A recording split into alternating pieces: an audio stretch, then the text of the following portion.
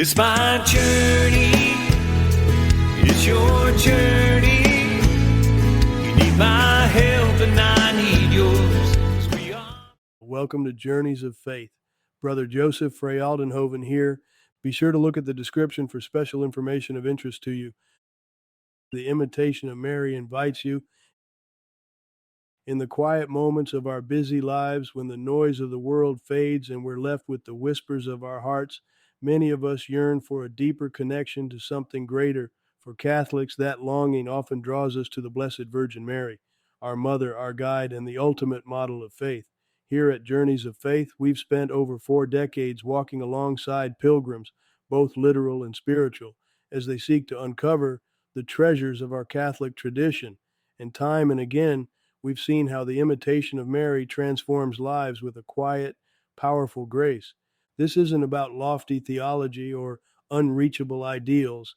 It's about a real, lived faith, one that Mary embodied as she said yes to God with unwavering trust. Her life wasn't free of struggle or sorrow, yet she carried every burden with a heart full of love and surrender. At Journeys of Faith, we believe that by looking to her example, we can find a path through our own challenges, drawing closer to Christ in the process. Whether you're a lifelong Catholic or someone just beginning to explore the richness of our tradition, Mary's story offers a roadmap for a life of devotion, humility, and unshakable hope. Through our ministry, born from the personal witness of Bob and Penny Lord after their own journey back to faith, we've seen how Mary's presence resonates in the miracles of the Eucharist, the lives of the saints, and the sacred places of pilgrimage. In this article, we'll explore what it means to imitate Mary in our everyday lives, leaning on the timeless teachings of the Church and the transformative power of her intercession. So, let's take this step together with open hearts and discover how following in Mary's footsteps can lead us to a deeper, more authentic relationship with her Son. Historical origins of the Imitation of Mary. Let's step back into the dusty corridors of history to uncover the roots of the Imitation of Mary, a devotion that has quietly shaped Catholic spirituality for centuries. Unlike a blockbuster video game release with a clear launch date, this practice doesn't have a single aha moment or a flashy PR campaign. Instead, it's more like an indie title that gains a cult following through whispers and shared passion, born from the lived faith of everyday believers and the profound influence of Mary, the Mother of God, as a model for Christian life. The concept of imitating Mary finds its earliest echoes in the writings of the Church Fathers, those theological heavyweights of the first few centuries. Figures like St. Ambrose and St. Augustine often pointed to Mary as the ultimate example of humility, obedience, and trust in God. Her yes at the Annunciation wasn't just a plot point in salvation history, it was a blueprint for how to live a life surrendered to divine will. By the Middle Ages, this idea started to crystallize into more structured devotion. Monastic communities, always on the lookout for ways to deepen their spiritual grind, began to weave Marian imitation into their daily rhythms of prayer and work. They saw in Mary a perfect mirror of virtues, patience and suffering, purity in heart, and unwavering fidelity. But it wasn't just the cloistered folks who latched onto this. The laity, hungry for a faith they could touch and feel, started to embrace Mary as a relatable figure. She wasn't a distant goddess. She was a mother, a woman who knew sorrow and joy, who could intercede and guide.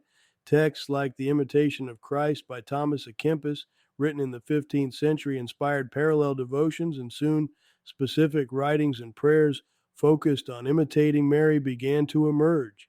These weren't highbrow theological treatises. They were accessible, heartfelt guides for anyone wanting to walk in Mary's footsteps. This devotion gained traction through the centuries, fueled by Marian apparitions and the growing emphasis on the Rosary as a meditative tool. Each bead became a chance to reflect on Mary's life, to ask, how can I live like she did? From the quiet villages of medieval Europe to the bustling parishes of today, the Imitation of Mary has been less about rigid rules and more about a personal, transformative journey, one that invites every Catholic to see Mary not just as Queen of Heaven, but as a companion on the often messy, beautiful road of faith. Thomas à Kempis and his Marian spirituality. Let's dive into the quiet, contemplative world of Thomas à Kempis, a 15th century monk whose spiritual writings have echoed through the centuries. Best known for the Imitation of Christ, one of the most widely read Christian devotional works, Thomas offers us a glimpse into a deeply personal and profoundly Catholic way of following Jesus, often through the lens of Mary, the Mother of God. If you've ever felt the pull to model your life on someone who embodies perfect humility and surrender, Thomas points us straight to Mary as the ultimate guide. Born in Germany around 1380, Thomas lived a life of simplicity as a member of the Brethren of the Common Life, a community dedicated to piety and service. His writings aren't flashy or academic, they're raw, heartfelt, and meant to stir the soul. In The Imitation of Christ, he doesn't just talk about imitating Jesus, he weaves in a subtle but powerful thread of Marian spirituality. For Thomas, Mary isn't just a figure to admire from a distance. She's the living example of how to say yes to God no matter the cost. Her fiat, her total surrender at the Annunciation, becomes a blueprint for how we too can open our hearts to God's will. What strikes me most about Thomas's take on Mary is how accessible he makes her. He doesn't put her on an unreachable pedestal. Instead, he invites us to walk beside her. In his meditations, you can almost feel him urging us to look at Mary's life, her quiet strength at the foot of the cross, her unwavering trust during the hidden years in Nazareth, and ask ourselves, how can I live like that? He writes with a sincerity that cuts through the noise of our modern distractions, reminding us that imitating Mary means embracing humility, patience, and a love that doesn't seek its own glory. Thomas also ties Mary's role to our daily struggles. He knew life wasn't easy. Monastic life had its own grind, after all, and he saw Mary as a companion in suffering. She's not just the Queen of Heaven in his eyes, she's the mother who understands our pain, who intercedes for us when we're too broken to pray. For Thomas, turning to Mary in prayer wasn't a formality, it was a lifeline, a way to find peace when the world felt heavy. So as we reflect on the Imitation of Mary, let's take a page from Thomas à Kempis. Let's consider how Mary's example can shape our own spiritual journey. How can we, in our messy, ordinary lives, mirror her trust, her silence, her unshakable faith? Thomas doesn't just give us a theology lesson, he hands us a challenge wrapped in encouragement to live a little more like the woman who carried Christ into the world. Overview of the 4 books and their themes. Let's dive into the heart of The Imitation of Mary, a spiritual gem often overshadowed by its more famous cousin, The Imitation of Christ. This isn't just a single book, but a collection of 4 distinct works, each with its own flavor and focus, all centered on drawing closer to the Blessed Mother as a model for living a Christ-centered life. I've spent some time unpacking these texts, and what strikes me is how they're not just dusty old tomes, but living guides, raw, relatable, and packed with wisdom for anyone trying to navigate faith in a messy world. The first book kicks things off with a deep look at Mary's virtues. Humility, obedience, and purity is like a character study of the ultimate disciple, showing us how to say yes to God even when life feels like a storm. Each chapter feels like a quiet conversation with a friend, urging you to reflect on how Mary's fiat can echo in your own daily grind. Book 2 shifts gears, focusing on Mary as the mother of sorrows. This one hits hard. It walks you through the pain of the Passion, not just as history, but as something personal. Mary's heart breaking at the foot of the cross becomes a mirror for our own struggles. It's a reminder that suffering isn't pointless when united with Christ. And honestly, it's the kind of perspective that can carry you through tough nights. The third book is all about Mary as mediatrix, the one who intercedes for us. Think of it as a playbook for prayer, how to lean on her as a bridge to Jesus. It's less about theology and more about relationship, with meditations that feel like they're speaking directly to your doubts and hopes. I found myself pausing often just to let the words sink in. Finally, the fourth book wraps it up with Mary as the Queen of Heaven. It's triumphant, almost cinematic, painting a picture of her glory and her role in the ultimate victory of Christ. This section isn't just a pat on the back, it's a call to action. nudging you to live with an eternal perspective, to fight the good fight with her as your guide. What ties these four together is their simplicity. They don't demand you to be a theologian or a mystic. They meet you where you are, whether you're wrestling with faith or just looking for a spark. Each book builds on the last, crafting a roadmap to imitate Mary in a way that feels doable, even human. Mary as the perfect disciple, a scriptural lens. Let's dive into the heart of Scripture to uncover why Mary, the mother of Jesus, stands as the ultimate model of discipleship. If we crack open the Gospels, we find her not just as a passive figure in the background, but as a woman of profound action and trust, embodying what it means to follow God with every fiber of your being. Think of her as the first to say yes to the impossible, setting the tone for what true faith looks like. Start with the Annunciation in Luke 1:26 to 38. Here's Mary, a young girl in a nowhere town, faced with an angel dropping the biggest bombshell in history. She's to bear the Son of God. Most of us would have balked, questioned, or flat out run. But Mary, she ponders, she asks her honest question, how can this be? And then she surrenders with a line that echoes through the ages. Let it be done to me according to your word. That's not just consent, it's a masterclass in trust. She doesn't have the full roadmap, but she steps forward anyway. Isn't that what discipleship is? Trusting God when the path is foggy? Fast forward to the wedding at Cana in John 2:1 to 11. Mary's role here isn't just mom asking for a favor. She's the intercessor, the one who notices the need before anyone else. Those jars of wine running dry, a potential embarrassment for the hosts. She turns to Jesus with quiet confidence, saying, they have no wine. And when he seems to push back, she doesn't argue. She simply tells the servants, do whatever he tells you. That's faith in action. She doesn't need to know the how of the miracle. She knows the who. Her trust in her son's power points us to a deeper truth. A disciple listens, acts, and trusts in God's timing. Mary's journey isn't all angelic choirs and miracles, though. Look at her standing at the foot of the cross in John 19:25 to 27. While others flee, she's there bearing the unimaginable pain of watching her son suffer and die. Her presence isn't loud or dramatic, it's steadfast. She doesn't collapse under the weight of sorrow, but stands as a pillar of quiet strength, united to Jesus even in his agony. And this is discipleship at its rawest, staying with Christ when everything falls apart, when faith isn't a feeling but a choice. Through these moments, Scripture paints Mary as the blueprint for following Jesus. She listens to God's voice, acts on it without hesitation, intercedes for others, and remains faithful even in suffering. For any of us wrestling with what it means to be a disciple, Mary's life is a lived out answer.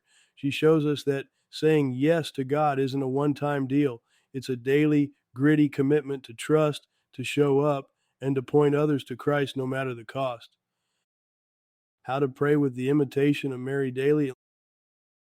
Let's get practical. You've got a copy of the Imitation of Mary in your hands, or maybe it's sitting on your nightstand waiting for you to crack it open. This isn't just a book, it's a spiritual roadmap, a way to walk with the Blessed Mother every single day. But how do you make it a habit, something that sticks in the chaos of daily life? Here's a no-nonsense guide to praying with this powerful text, even if you've only got a few minutes between coffee and carpool. First, carve out a sacred sliver of time. Doesn't have to be long. 5 minutes will do when you're starting. Pick a spot where you won't be interrupted, maybe a quiet corner with a candle or a small statue of Mary. Open the book to a short passage. These writings, often attributed to Thomas à Kempis, are bite-sized but packed with depth, mirroring the style of the Imitation of Christ, but with Mary as the lens. Read slowly. Let a single line sink in, like imitate Mary in her humility, and you will find peace. Chew on it. What does humility look like in your life today? Are you rushing through tasks, ignoring the small chances to serve? Next, turn it into a conversation. Talk to Mary about that line. Yeah, out loud if you can, or silently if you're on a crowded bus. Ask her to show you how she lived that virtue, humility, patience, trust in God, and beg her intercession to help you do the same. This isn't just rote prayer, it's raw, real dialogue with the Mother of God, who's closer to you than you might think. Then carry it with you. Jot down that one line or word, humility, surrender, whatever hit you, on a sticky note or in your phone. Glance at it during the day. Let it be a nudge when you're tempted to snap at a coworker or scroll mindlessly instead of being present. Mary's example isn't meant to stay in those 5 minutes. It's supposed to bleed into your whole day. If you've got more time, pair this with a decade of the Rosary. Meditate on a mystery while holding that day's insight from the Imitation of Mary. Imagine her at the Annunciation saying yes with total trust. As you wrestle with your own hesitations, let her life illuminate yours. This isn't about perfection. Some days you'll forget, others you'll feel nothing. Keep showing up. Mary doesn't demand flawless devotion. She just wants your heart, messy as it is. Over time, this daily practice becomes less a task and more a lifeline, a quiet way to align your soul with hers, step by step, toward her Son. How to pray with the Imitation of Mary daily. Let's get practical. You've got a copy of the Imitation of Mary in your hands, or maybe it's sitting on your nightstand waiting for you to crack it open. This isn't just a book, it's a spiritual roadmap, a way to walk with the Blessed Mother every single day. But how do you make it a habit, something that sticks in the chaos of daily life? Here's a no-nonsense guide to praying with this powerful text, even if you've only got a few minutes between coffee and carpool. First, carve out a sacred sliver of time. Doesn't have to be long. 5 minutes will do when you're starting. Pick a spot where you won't be interrupted, maybe a quiet corner with a candle or a small statue of Mary. Open the book to a short passage. These writings, often attributed to Thomas à Kempis, are bite-sized but packed with depth, mirroring the style of the Imitation of Christ, but with Mary as the lens. Read slowly. Let a single line sink in, like, imitate Mary in her humility, and you will find peace. Chew on it. What does humility look like in your life today? Are you rushing through tasks, ignoring the small chances to serve? Next, turn it into a conversation. Talk to Mary about that line, out loud if you can, or silently if you're on a crowded bus. Ask her to show you how she lived that virtue, humility, patience, trust in God, and beg her intercession to help you do the same. This isn't just rote prayer, it's raw, real dialogue with the Mother of God, who's closer to you than you might think. Then carry it with you. Jot down that one line or word, humility, surrender, whatever hits you, on a sticky note or in your phone. Glance at it during the day. Let it be a nudge when you're tempted to snap at a coworker or scroll mindlessly instead of being present. Mary's example isn't meant to stay in those 5 minutes. It's supposed to bleed into your whole day. If you've got more time, pair this with a decade of the Rosary. Meditate on a mystery while holding that day's insight from the Imitation of Mary. Imagine her at the Annunciation, saying yes with total trust. As you wrestle with your own hesitations, let her life illuminate yours. This isn't about perfection. Some days you'll forget, others you'll feel nothing. Keep showing up. Mary doesn't demand flawless devotion. She just wants your heart, messy as it is.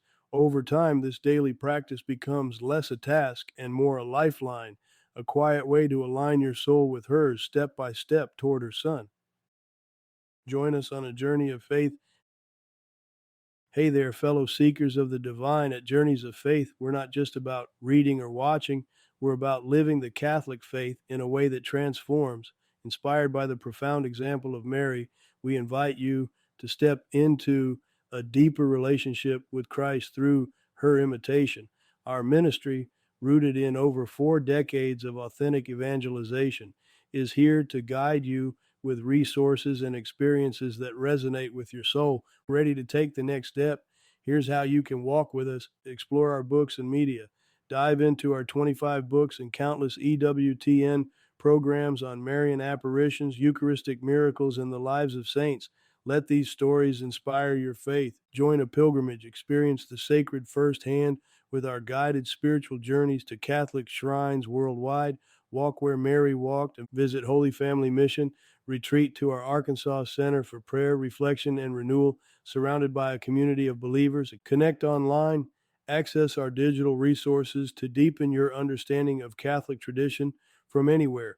Let's journey together. Visit our website today and discover how Journeys of Faith can help you imitate Mary's fiat in your own life. FAQs about the Imitation of Mary. Who wrote the Imitation of Mary? The Imitation of Mary is traditionally attributed to Thomas à Kempis, a German-Dutch canon regular of the late Middle Ages, though some scholars debate the exact authorship. Known for his deep spirituality and monastic life, Thomas à Kempis is most famous for writing The Imitation of Christ, one of the most influential Christian devotional works. At Journeys of Faith, we embrace the spirit of his writings, which call us to a personal, heartfelt connection with God and the Blessed Mother, guiding Catholics to live out their faith with sincerity and devotion. When was the Imitation of Mary written? While the exact date of the Imitation of Mary is not definitively recorded, it is generally believed to have been written in the early 15th century, likely around the same period as the Imitation of Christ. This places it in a time of profound spiritual renewal within the Church, when devotional texts were sought to inspire lay people and religious alike. Here at Journeys of Faith, we see this era as a reminder of the timeless call to deepen our faith, a mission we carry forward through our resources and pilgrimages. What is the main theme of the Imitation of Mary? The central theme of the Imitation of Mary is the call to emulate the virtues and life of the Blessed Virgin Mary as a path to holiness. It invites readers to reflect on Mary's humility, obedience, and unwavering trust in God, encouraging a personal transformation through her example. At Journeys of Faith, we resonate deeply with this message, as our ministry is rooted in sharing the treasures of Marian devotion through stories of apparitions, pilgrimages, and personal witness, helping Catholics grow closer to Mary and through her to Christ. How does the Imitation of Mary relate to the Imitation of Christ? The Imitation of Mary is often seen as a companion to the Imitation of Christ, also attributed to Thomas à Kempis. While the Imitation of Christ focuses on following Jesus through self-denial, humility, and interior prayer, the Imitation of Mary shifts the lens to Mary as a model of discipleship, emphasizing her role as the first disciple and a guide to living out Christ's teachings. For us at Journeys of Faith, these works together form a powerful roadmap for spiritual growth, much like the dual focus of our ministry on Eucharistic miracles and Marian apparitions, uniting the heart of Christ and his mother in our journey of faith. What are the major teachings in the Imitation of Mary? The Imitation of Mary offers profound lessons on living a life of virtue through Mary's example. Key teachings include the importance of humility in accepting God's will, the power of prayer and contemplation as seen in Mary's fiat, and the call to trust in divine providence even in moments of suffering, as Mary did at the foot of the cross. It also emphasizes purity of heart and total surrender to God. At Journeys of Faith, we strive to echo these teachings in our work, whether through our books, multimedia resources, or guided pilgrimages to Marian shrines, inviting all to walk with Mary toward a deeper union with her Son.